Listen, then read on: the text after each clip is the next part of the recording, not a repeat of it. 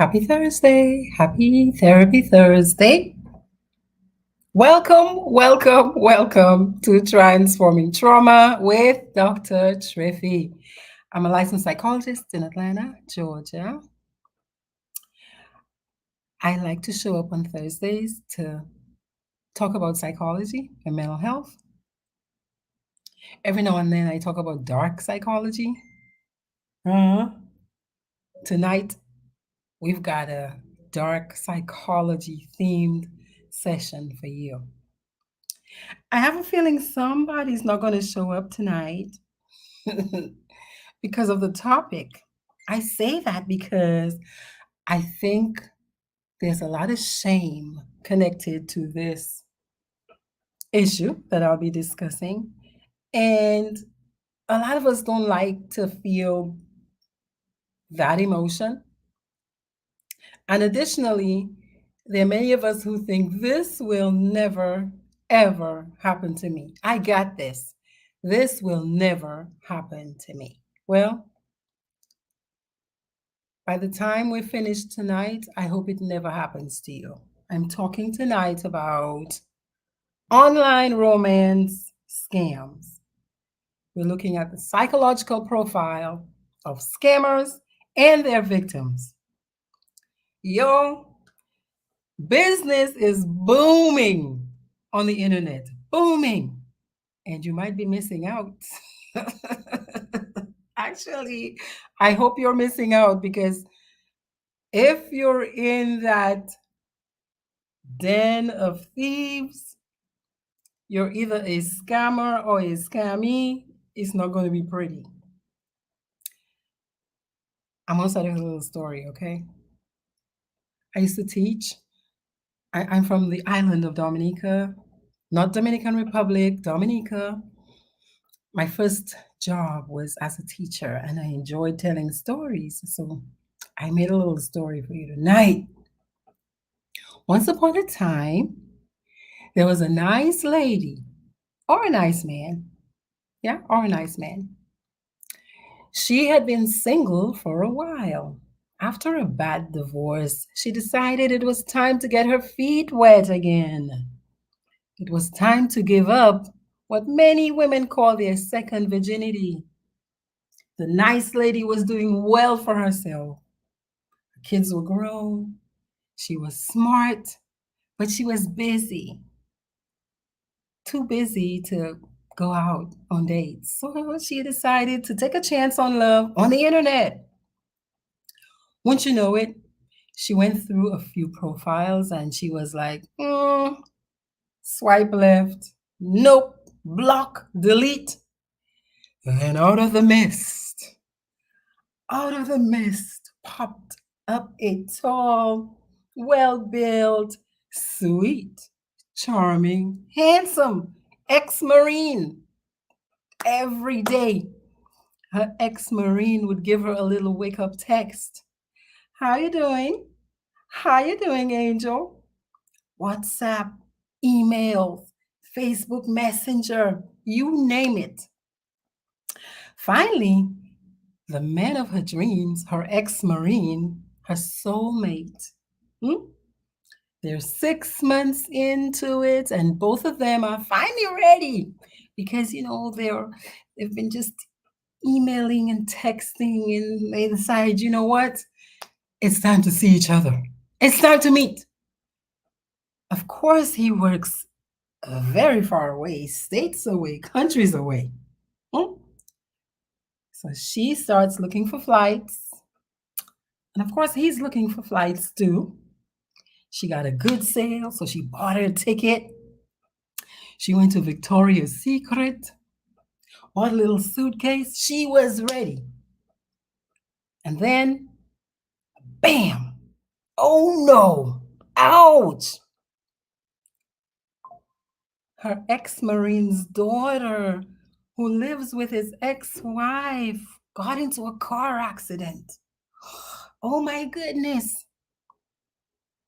Her handsome ex-Marine just used up all of his money to invest in his business. And it's payroll Friday. It's a payroll week. So he's got to pay his employees. And he didn't even have enough time to buy his ticket yet. And oh my goodness, he doesn't know what else to do because that accident was so horrible that he's not sure his daughter can walk again. This might just drain out all of his funds.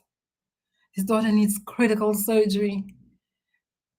If she doesn't get it, she might never walk again. She might never walk again. Huh? It's hit or miss. All he needs is not much, $500. All he needs is $500, and his daughter's going to be able to make it. Now, she says to herself, that's not a lot. I mean, I make a lot of money. I can take care of myself. I can do that to help him. I mean, I'm a good person. Plus, he's the love of my life, and he's never asked me for anything. Additionally, I've been seeing pictures of my potential stepdaughter. Mm. Listen, I'm not going to be a wicked stepmother. Yeah. Of course, I'll help him. Of course, I'll help him. So, our dear sister sympathizes with her ex Marine's plight and she sends him the $500. He promises to repay her, of course. I mean, he's actually ashamed that he had to ask her for $500 the first time. She sends it. Next week, the surgery has failed. He needs a little more help. Just a little more this time. Can you spare 1,000? Can you bless me with 1,000?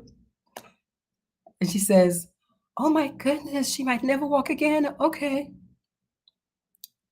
And she does it in silence because she has a sense that her kids or her sisters or her mother might call her an idiot.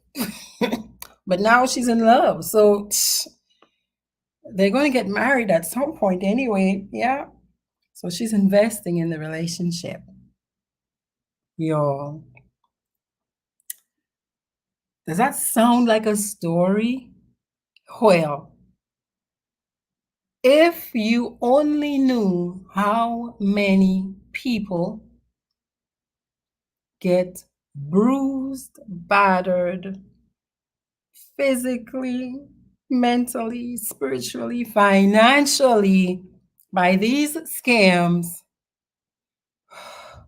you might think again before you respond, like me, to a Facebook message I got which said, hello, I must admit that you are beautiful, and it is your beauty that caught my eyes. That made me message you here.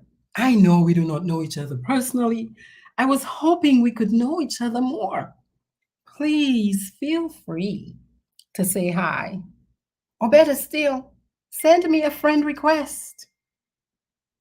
I will love to be your friend. Yo, after I got that, and I mean, it's not the first time I've received these messages, but this one, yeah, I felt irritated. I felt irritated because I will tell you what I did and what I will recommend that you do before you respond to a message like this. No, seriously and honestly, the internet is a beautiful thing for all of its flaws.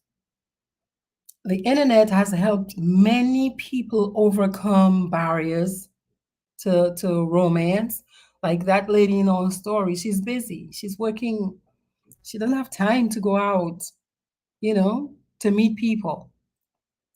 There are a lot of people who are shy, and so communicating like this is very good. So it breaks down barriers to communication, to connecting. Yeah. Most people are out there looking for love. Yeah. And so the internet has facilitated finding people. because it's anonymous, as in it's in the beginning, I don't know who this is really. Yeah. So you can initiate contact without being afraid that somebody might yell at you, scream at you. Yeah. You can change how you appear physically if you want. You can actually change your personality. So the shy person could pretend to be very talkative by text. Hmm? You can describe yourself however you want. Nobody from your village or your little city is going to show up and say, "Not true. That's not who he is. That's not true. He didn't graduate high school." Yeah? Busy people get to create relationships at any time of the day, or night, or week. You get to widen your net of potential partners. Yeah? Some people say that it's a good thing actually to have access to many people you can scan, screen until you decide who you're going to say yes to or who you're going to choose. Here's something that I don't think I've ever thought about that until I did some of the research for this. You can read a text message like this and wait, process your thoughts about it, think about how you're going to respond. You can actually even ignore it. Yeah, you have so many choices. When you're responding, you can use emojis and videos and memes to either strengthen your point, make you look, you can actually curate your who you are to the other person. Yeah. The other thing is sometimes depending on where you're doing the looking, yeah, what dating site maybe you're using, the algorithms that are based on science and math that can scan profiles and kind of, you know, break it down to the least common denominator, as in to match you with people who share your interests, who might fit you better than if you were just to go looking like we normally do out in regular life. So, from the time these dating sites have started, think about it. Before dating sites, we used to have chat rooms. Y'all remember that back in the day? In the old days, like my kids like to say, there used to be chat rooms. Yeah. There have been over 1,400 dating sites, chat situations created over the last decade in North America alone. So if you're looking to date and you're looking to use online as your vehicle, there are many, many, many choices. In the UK, about 23%, that's close to a quarter, right, of the population of internet users say they've met somebody online with whom they've had a romantic relationship, even if it wasn't for a long time, right? 6 out of 100 couples, married couples, are now saying that they met over the internet. But y'all, since us human beings, we can't have nice things for long before we break it. These dating sites, these social media platforms have become rife opportunities for romance scams. And essentially, it's one of our biggest areas of fraud in modern day. One of the biggest areas of fraud in modern day. So people use fake internet profiles. They know it's fake long before you find out. The scammer sets out to develop a romantic relationship with the victim, the mark. Hmm? And generally speaking, when I say generally speaking, I mean it doesn't always follow this pattern. There are a lot of people who will work even faster. Generally speaking, for about 6 months, this person, this scammer, is building meticulously, methodically, a deep emotional bond to be able to mine that field. Yeah, to extort. Usually it's economic resources. Usually it's money. For the people who are digging this deep and putting in that much effort and work, they're expecting a return on their investment. So in 2020, the reported losses from romance scams, over $300 million. That's the amount of money people have lost. Regular people who were just on Facebook posting about their little lunch they had, their little burger they had. Yeah? Over $300 million people have coughed up out of their pockets to their ex-Marine boyfriends and girlfriends they met on the internet. There's a story of a woman from St. Louis who just was recently duped out of $1.2 million by her online lover, her online ex-Marine. Now, clearly, besides money, there's a lot to lose. Your heart, yeah? If you spend 6 months building a relationship with someone, texting you every day, you're their soulmate, you're the love of their life, and that gets terminated because you find out they were lying. That's a broken heart. You could lose your freedom because now these scammers are actually identifying their marks to become what's called money mules. What's a money mule? A money mule, you know what's a mule? A mule is a cross between a horse and a donkey. Yeah? A mule will carry the heaviest load. Yeah, up mountains. Yeah? These people use their mark. The one in love gets used to open new bank accounts, put in money that they have no idea where the money came from, that often the money is being laundered. Yeah. Open new accounts, they send them money and they tell them keep a little bit. Yeah. You could lose your reputation. So, apart from losing your freedom, you could lose your reputation, your own self respect. Yeah. There's a lot of shame and a lot of guilt associated with being the victim, being the identified one that falls in love with the scammer. And because of that, the number of cases being reported is clearly underestimated. So, why do scams work? I mean, we really think we are good judges of character. We think, I should know this. Yeah? Why do they work?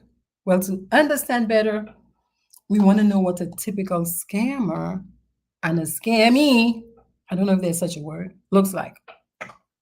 Listen to now the scammer's profile. The scammer's profile, according to psychological research and based on some research by the FBI. Numero uno. Romance scammers initiate relationships with their victims through online dating sites, through websites, through social media, even sometimes via professional networking. Yeah? They use psychological tactics. So they are professional, they are trained. So you have one person who is trained and the other person who is like you and me, just we don't know these tactics. Most of us don't. So they use psychological tactics to deceive intentionally their victims into giving love or money. And these tactics fall in that dark psychology little bucket. They're dark, they become dark. So these tactics are persuasive tactics that people in marketing, use a lot. They use a lot. I mean, they convince us to eat a lot of sugar. They convince us to eat burgers because they're pretty, almost naked women doing seductive poses. That's dark psychology. Okay? So these tactics are used to establish rapport, to establish connection. Many of these people will tell you how quickly they formed a romantic bond with a person they barely knew. Sometimes they had never seen, that it was only by text or emails. How does that work? Because they're patient. This person is doing a job. This person is employed. Yeah. Their job is to be patient, to be emotionally available, to be emotionally intelligent, right? When I say emotionally intelligent, I mean, let's suppose you start kind of sensing something's wrong. These people are quick on their feet and they adjust very fast to maintain the connection. They must be very good to be able to clean people out of so much money. So they appear genuine, caring, trustworthy. You hear a lot of people say things like, this is the first time I'm experiencing a relationship like that because this man is calling me every day. And other typical men, they don't call me every day. They don't. This one is texting me first thing in the morning, every day like clockwork. Yeah. What seems to be also now a theme is, as present as they are with the texts and the phone calls, they keep their distance physically. So they tease the visit, they tease the let's finally meet. I can't wait to see you. But something always comes up. Something always comes up.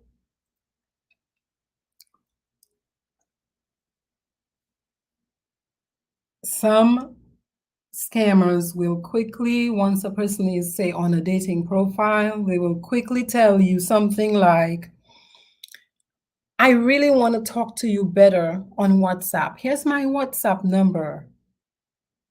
Yeah? Call me there instead. Let's talk there instead of, say, the dating site. Hmm? They don't want to necessarily get on video with you, but they want to get away from the dating site. It's less money, y'all. Because many dating sites, most dating sites, you got to pay a little fee. If I'm in business, I've got to cut my cost. I have got to cut my cost. Now, the question of the video, one thing I do is, if you're doing online dating, you really want to quickly see who it is you're talking to. But now scammers have, they've adjusted to that. And what they might do after they have quickly, within a few weeks, declared their undying love, and the soulmate forever, I love you forever, ever, forever, ever. Yeah. Nature of the relationship. What they will do is to try to get their mark, to do something on video that they can record and perhaps, and very often, threaten to use against them in the future. Yeah. Once they've established trust, they're going to start testing you with small requests. So our ex-Marine in the story, he asked for $500 for a woman who is established and working and so busy working that she can't date. $500 is like $5, seriously. Yeah. So it's easy now, once he's got his foot in the door, or she's got her foot in the door, in your door, virtually and by text, because they are not trying to see you in person, to now make a bigger ask. So now we can go from 500 to 700, 1,000. Little bits, little bits, little bits, little bits, in response to their generated crisis. So that technique is called the foot in the door. If somebody asks you for a little piece and then they start asking you for more, they were conning you. They were setting you up. They were setting you up for the big reward, right? That they're going to ask you for, a bigger ask. As I said, there's a tendency to create crises. So they're going to report a series to you of, after everything was very nice, very sweet, very calm, where they're texting you every day, all is well, you're the best. They've never met and never seen such a beautiful face before in their entire life. Yeah. Then the crises are going to start showing up. Oh, this happened. My car broke down. My child got sick. Oh, my mother died. Oh, my auntie just learned the worst news. She needs this and this. And I'm so tied up. I'm so backed up. Can you help me? I really hate to ask. Oh, this is so embarrassing. I have never asked a woman for money before. Oh my God, this is the worst time, but I just can't make my rent payment and my mortgage. I'm about to lose my house. Yeah. And many, many, many people who've already formed the attachment are going to say yes. What you end up finding out is these scammers actually work for professional crime syndicates. Like they're farms. I mean, these people are sitting and this is their job. This is their job. I saw a story once, and actually, they had little kids. They had kids sitting at those computers, generating your responses, where you're thinking you're talking to the handsome ex-Marine. So, who's vulnerable? What does the research show about who the typical victim is? Okay. Some of these are going to have you saying, huh? You wouldn't think it, but number one, female gender. So even if this happens to men, it happens to men a lot. It happens to women more. And that makes sense, right? Because typically men make the first move. Number two, middle age. So middle-aged woman who is well set up, comfortable, but lonely and looking. Lonely and looking. People with higher levels of neuroticism have a tendency to highly romanticize relationships. So they might say something like, this person is my soulmate. I have never, ever been in a relationship with somebody like that. So people who tend to idealize relationships are at high risk. People who are sensation seeking, so they're looking for excitement. Yeah, they don't mind taking risks. They're impulsive. They might not weigh the options. I do this because I like to teach people how to use a pros and cons decision-making list. It's one of the simplest ways to come to a little decision. Yeah, it's raw, it's rudimentary, but it can help clarify things. If you have somebody who is predisposed to being dependent on other people, yeah, I need. Yeah, I don't feel whole, I don't feel complete. And if you have someone who's susceptible to addiction, high risk, high risk. So the percentage of victims according to population is going to vary based on the population, okay? And based on who you're talking to, of course, based on the person's individual makeup. About 90% of users of websites for online romance have come into some kind of contact with a scammer. Yeah, and many people, you'll quickly it's easy over time to begin to see some things to look for. But clearly, not everybody catches on sometimes early enough. There are many people who they start, and after a while they might figure out something is just not right with that. Yeah. And they might not yet have coughed up any money. About 63% of Facebook users will say they've encountered one of these fine ex-Marines. A subpopulation that's at risk might be young people because they use their phones for everything, right? They're very digitally connected. And these scammers, that is where they work. I mean, that's their office. Okay? All right. So, what technique, what dark psychology technique of persuasion and manipulation is a scammer using? And the person doesn't have to be a scammer like this, yeah, towards romance for you to want to be on the lookout. There are scammers around you. There are some people that's their MO. They don't even realize that that's the name for what it is that they're doing. Yeah. So what people do when they're trying to form a connection with you very fast is they focus on what the both of you like. They focus on your similarity. So they'll start saying things like, oh, wow, I like that too.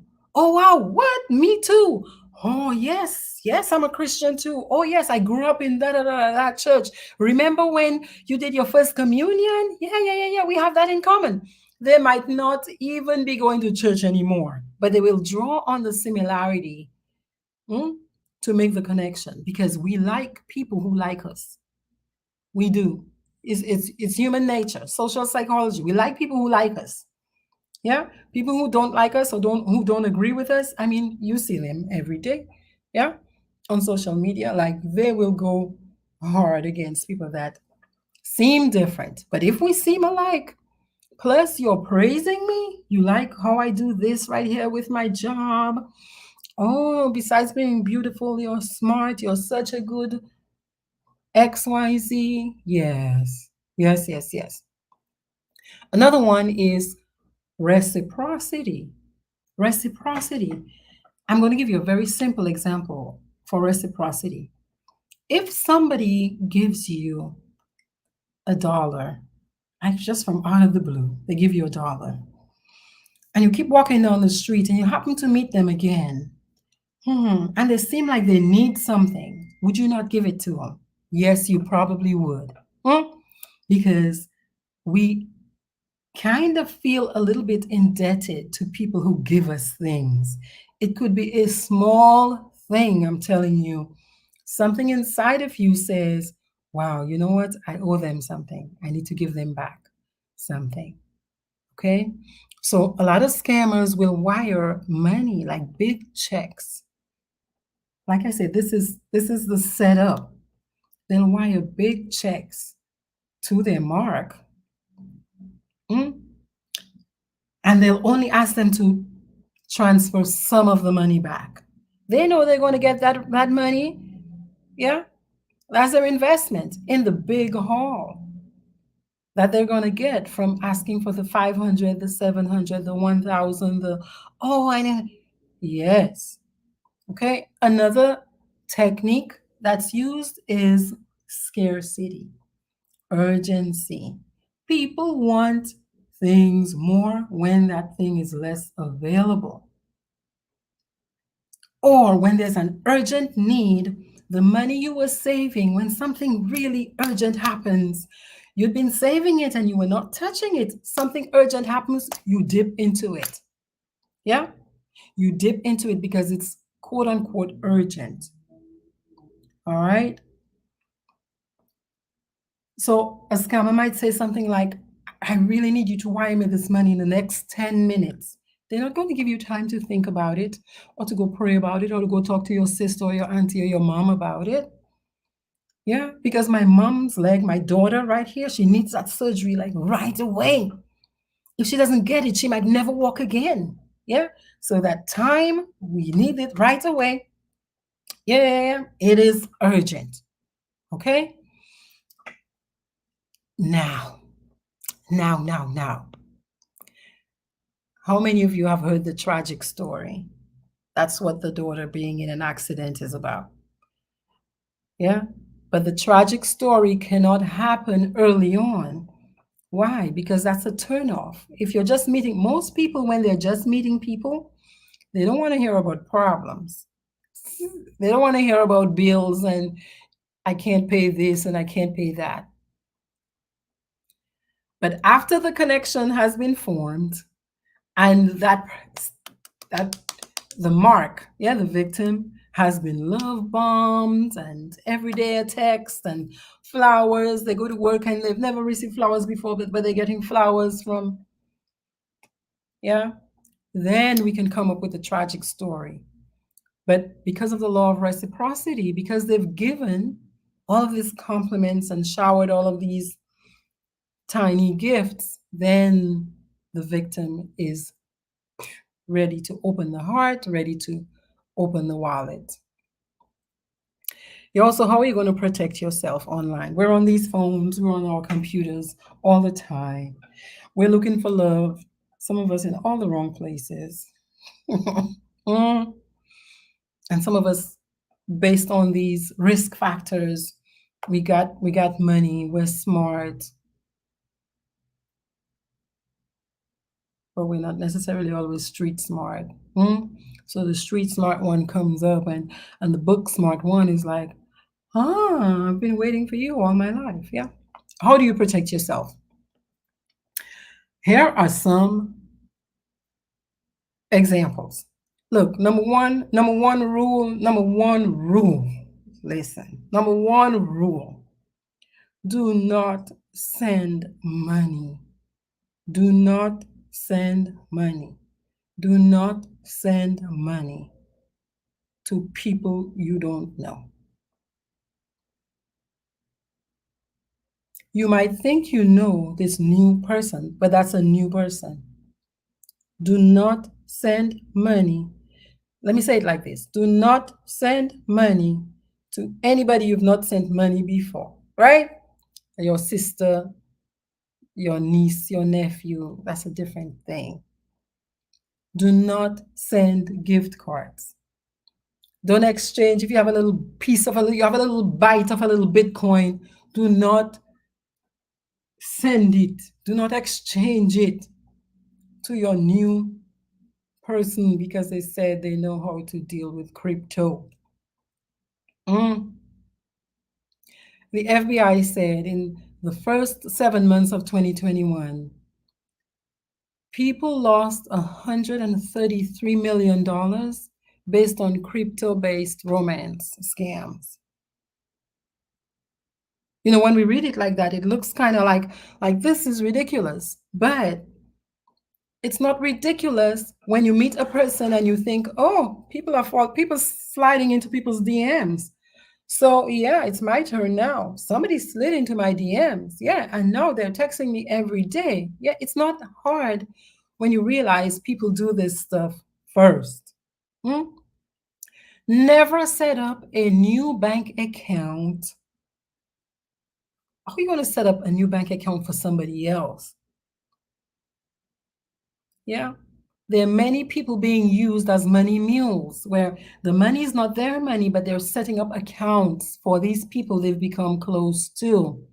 Do not do that because you might become a criminal.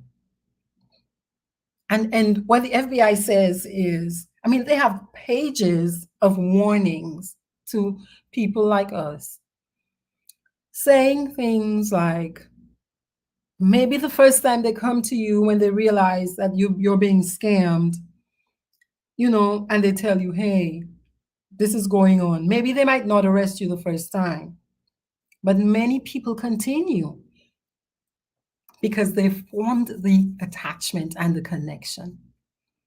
So even after the FBI has come to some people to say, you are being scammed, this new bank account you opened with so-and-so's money,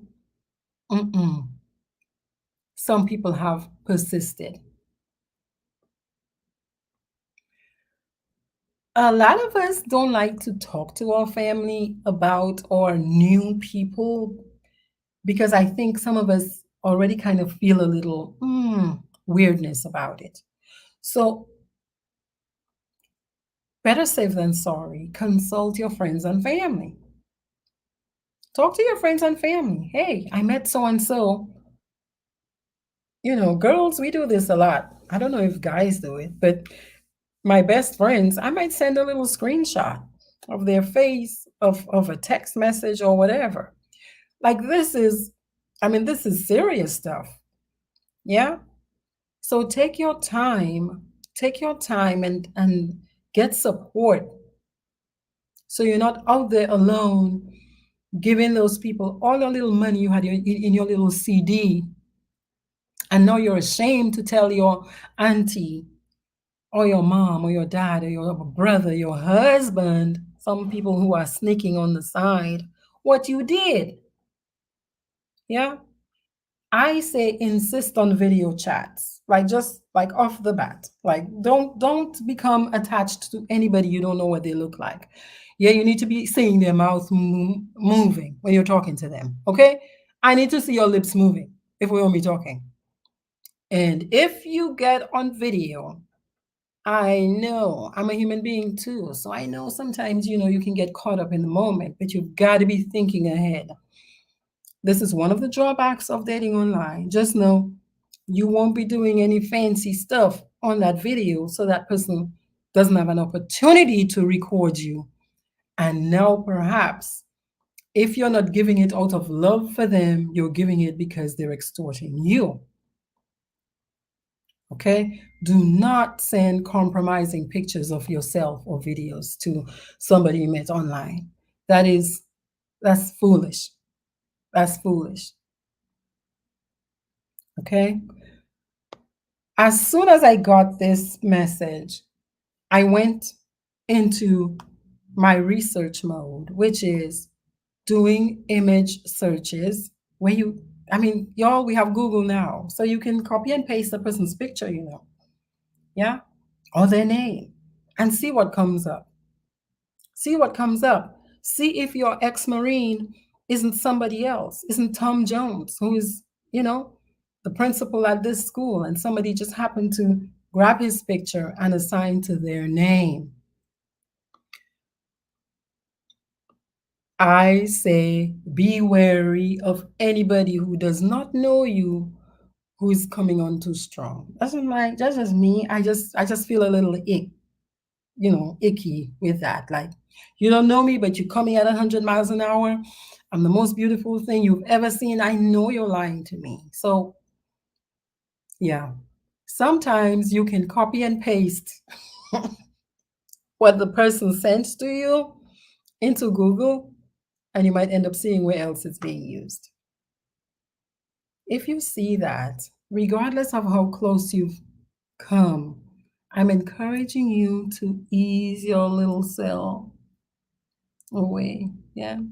I think if you have definite proof, cut it off, cut off the contact.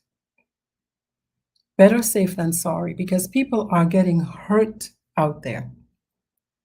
The FBI says if you've been scammed, report the crime. Then you can grieve the loss. Yeah, go talk to your godmother. She'll let you cry on her lap. But report the crime to the FBI or to the FTC, Federal Trade Commission, and try to separate your grief from your common sense. Yeah? Try to separate your grief from your common sense. All right? Look, if you're a new person who sends you your little text, sends you pictures, and this person is just so handsome and available, look at it on the side like that, okay? They're so handsome and they're so available. Yeah. Be cautious. Yeah. As I said earlier, if a person quickly wants to leave the dating site and they don't want to be on video, red flag. They're lavishing you with attention initially like that. You don't know. It's just not how human beings act. Yeah, it's atypical. If I don't know you and I'm getting to know you, I'm not lavishing you attention and affection yet. I cannot fall in love in 2 weeks.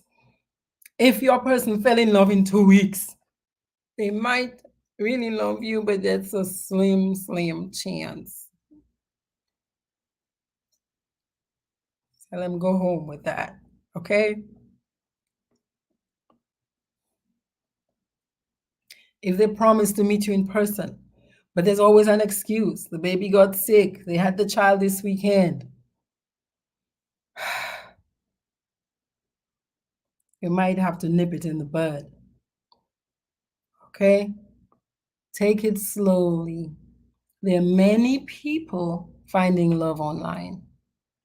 So yes, as I said earlier, the internet allows so many opportunities to meet so many different people, but you have to do it well. Take it slowly, talk to other people about it. A young lady, where was it, in Connecticut, recently got dismembered. Let other people know where you're going the first time you meet people. Yeah? If you have evidence, like say those people who use their mark as a money mule, you have evidence of the checks and the wire transfers and the whatever they let you do, and you realize this was all a setup, document it. Yeah? Document all your communications with them. Once you realize, oh my goodness, this person, I gave them my password or whatever unthinking thing you did in the heat of the pheromones and the oxytocin, lock down your accounts, close them down, freeze your accounts. Yeah? And figure it out. Change things up, change passwords. Yeah? It's not easy out there because these people are professional. That is their job. They are trained to do it. Do you know people like engineers and pilots and architects and businessmen are prime candidates? Why? Because the scammer knows I'm going to get a little money. I'm going to get a little money. Okay, so in addition to middle-aged women, yeah, who are doing well, who might be very busy, engineers, pilots, architects, businessmen, single middle-aged men, and like I said earlier, also younger people are also at risk. Okay? In particular, if you've just or recently experienced a loss, or you're going through a life transition like divorce or death of a spouse, my advice number one is to give yourself a good amount of time to heal from that first. Because, you know, we share a lot on Facebook, on Instagram, wherever. The person who is employed, the scammer who for whom this is a position, a job, a full-time job, is combing through our profiles, looking to see what's happening. I mean, do you not see when you put a little post that's getting a little bit of comments on it, Baba from wherever is going to tell you, yo, I can fix your marriage for you, right? You have people, that's their job, to look for opportunities to market their services, yeah, to look for openings to come and find you, the person who's so sad and so lonely that you will say yes to new love. Yeah, your wife showed up in them. Your wife sent them. Or your dead mother told them to come and take care of you. Okay, y'all, Google it, Google it, Google it. We have tools these days where we can do our little research. I mean, I say go as far as doing a background check on a person. The tools are available these days so that we limit our opportunities to get hurt. So this is my offering tonight on the scammers and the scammies. This is real life. This is real life. And you are valuable. You are worthy. Yeah, you're worthy of a good, lovely relationship if that's what you're looking for. But we have to look well. Yeah, we have to look, screen well. Okay. Thank you very much. Carla, good evening to you. Tissier, La Rose, bonsoir. My cousin says facts. Darlene, happy Thursday. Okay, y'all. I just want to remind you to take your time, slow down, think better. Because if you're doing your thinking ahead of time, you're going to feel better and you're going to do better. Okay? I hope I see you next Thursday, same time. Faida Shin, good night. I hope you'll have a wonderful rest of your evening. Nous parlons une autre fois. My English speakers, I just said we will speak another time. Peace.